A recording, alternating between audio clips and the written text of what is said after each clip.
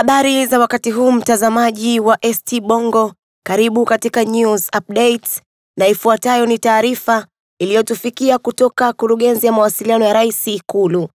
Rais wa Jamhuri ya Muungano wa Tanzania, Dr. Samia Suluhu Hassan amefanya uteuzi wa viongozi mbalimbali.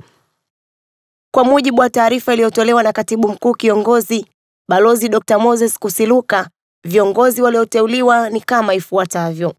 Moja, Bwana Saidi Habibu Tunda ameteuliwa kuwa mtendaji mkuu wa wakala wa mabasi yaendayo haraka, yani DART.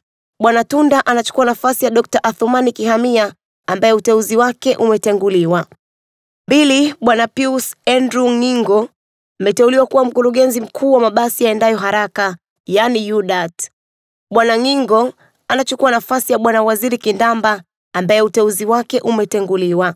Uteuzi huu unaanza mara moja, na taarifa hiyo imetolewa na Mkurugenzi wa Mawasiliano ya Rais Ikulu, Sharifa B. Nyanga, leo Oktoba 2 mwaka 2025. Endelea kuwa karibu na ST Bongo kwa ajili ya taarifa zaidi. Usiache kusubscribe, kushare, kulike na kutoa maoni yako.